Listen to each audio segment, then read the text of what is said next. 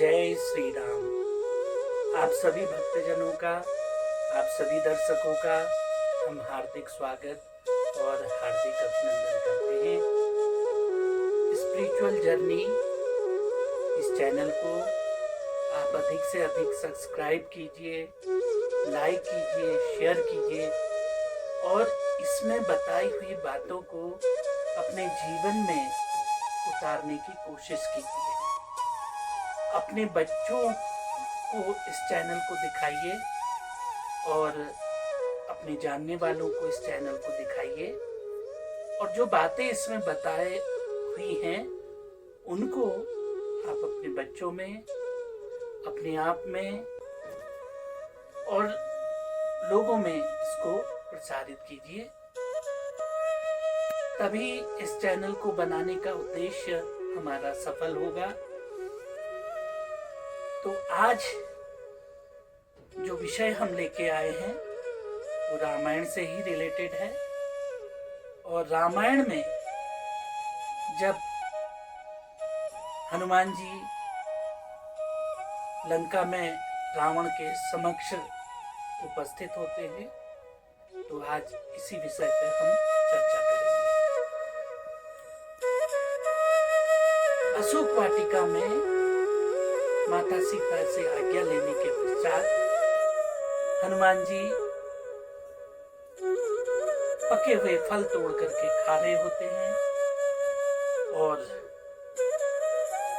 जब वहां राक्षस जो वहां की रखवाली करते हैं वो उन पर प्रहार करने को आते हैं, तो हनुमान जी बड़े बड़े पेड़ों को उखाड़ करके उनके ऊपर फेंकते हैं। उत्पात इतना ज्यादा हो जाता है कि रावण तक इसकी सूचना पहुंचाई जाती है। रावण अक्षय कुमार को आज्ञा देते हैं और कहते हैं जाओ पुत्र और उस वानर को देखो।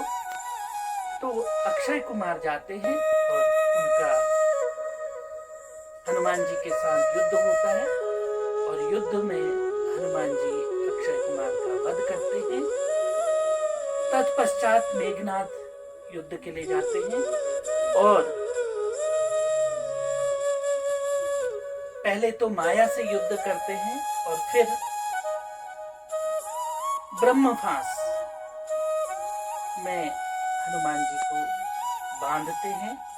हनुमान जी भी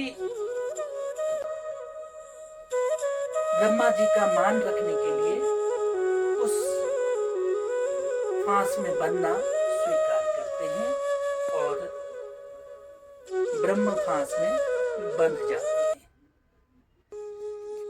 मेघनाथ सोचता है कि मैंने तो इस बानर को, जिसने इतना उत्पात मचाया था, मैंने तो इसको बांध लिया है।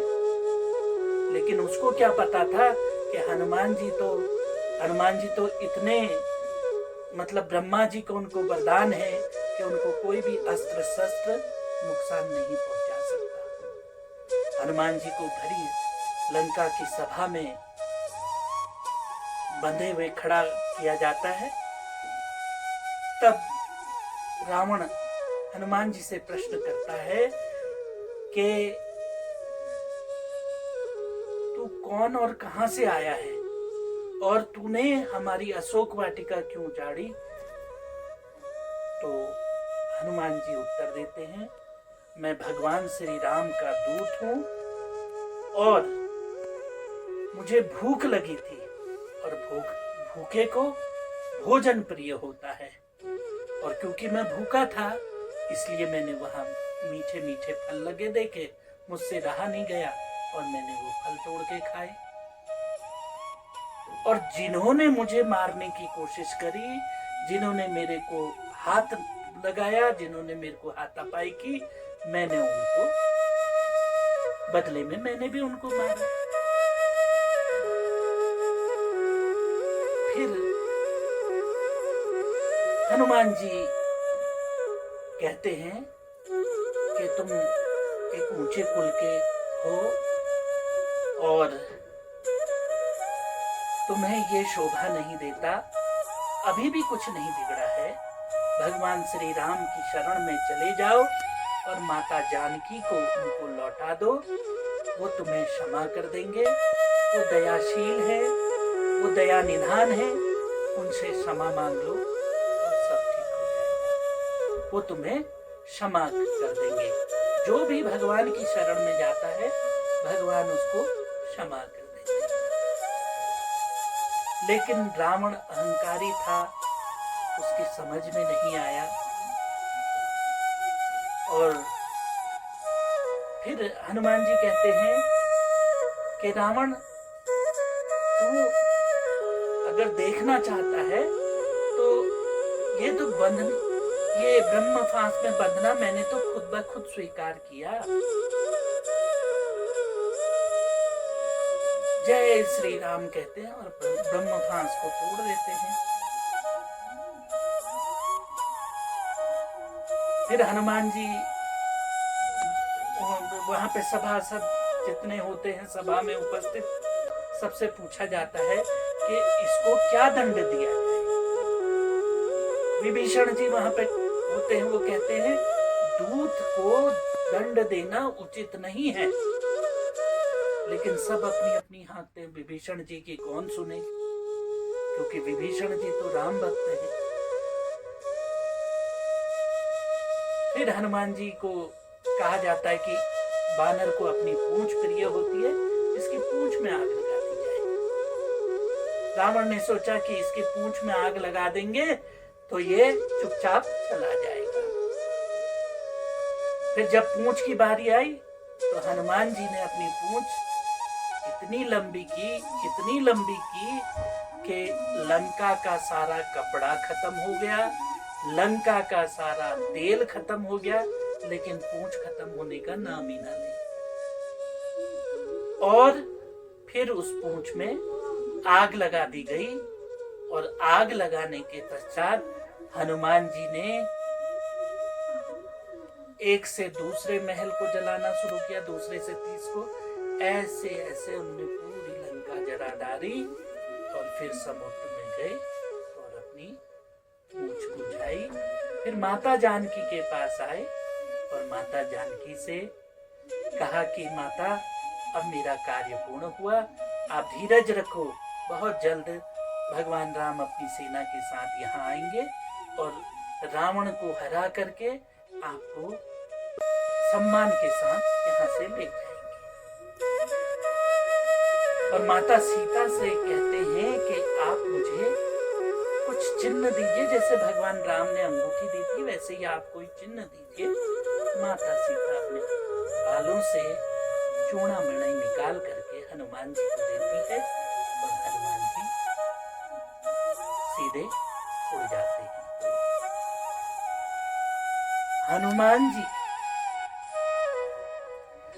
जिनकी बल की कोई सीमा नहीं है, हनुमान जी जिनके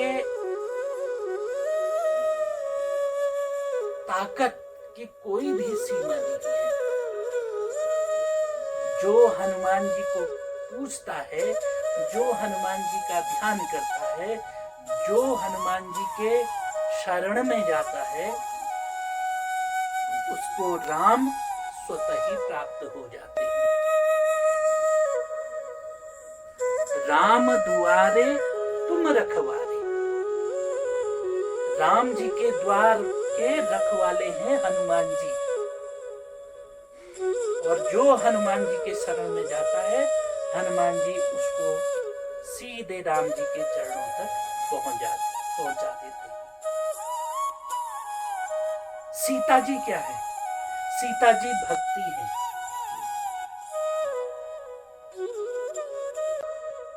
तो हनुमान जी सीधे राम जी तक आपको पहुंचा देते हैं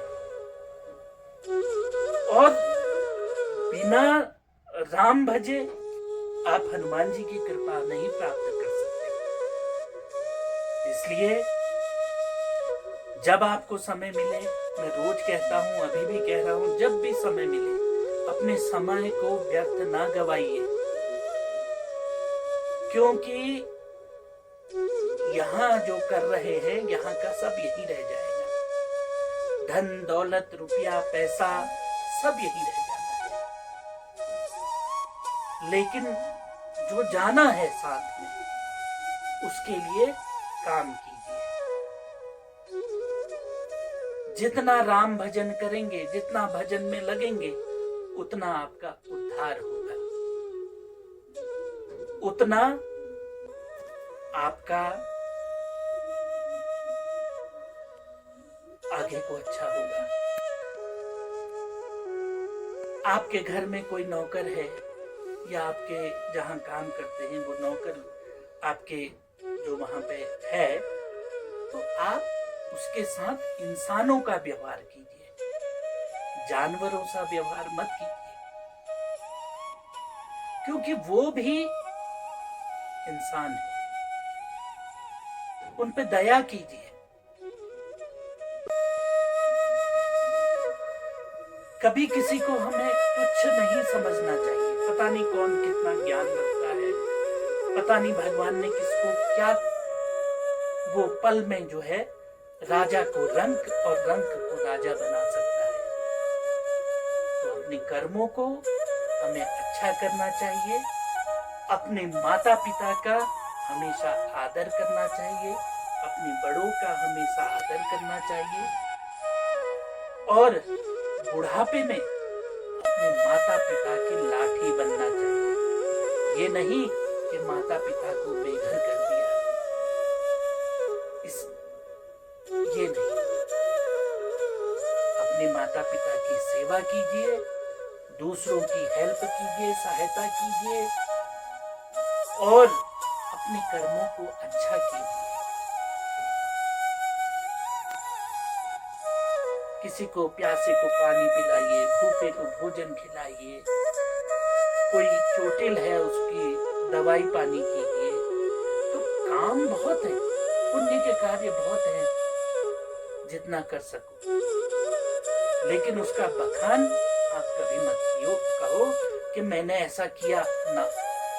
करने के बाद आप भूल जाओ उसको कि आपने कुछ किया।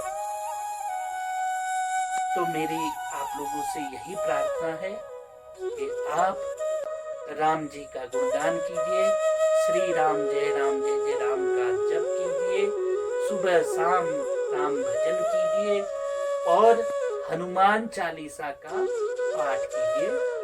आपके जो दुख हैं, जो तकलीफें हैं, जो संकट हैं, वो अवश्य दूर होंगे, ये मेरी गारंटी है।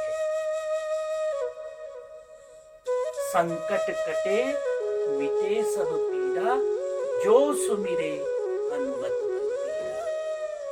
सारे संकट, सारे पीड़ाएं आपके हनुमान जी हर लेंगे, अगर आप उनका ध्यान करते हैं, हनुमान चालीसा का पाठ करते हैं, और श्री राम जय राम इस महामंत्र का जाप करते हैं। तो कठिनाई तो आएगी, लेकिन उसका सॉल्यूशन आपको मिल जाएगा और आप उस कठिनाई से उबर जाएंगे हनुमान जी की कृपा से।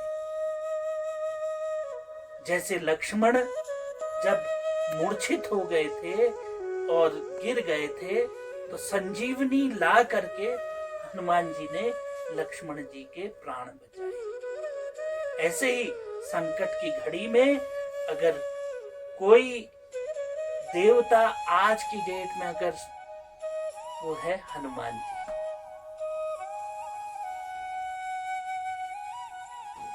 तो आज के लिए बस इतना ही। कल अन्य किसी और चीज पर हम चर्चा करेंगे। आप सभी का कल्याण हो, आप सभी का उद्धार हो। राम जी, हनुमान जी व बाबा नीम करोली महाराज की कृपा आप सभी को प्राप्त हो। इन्हीं शुभकामनाओं के साथ जय श्री राम।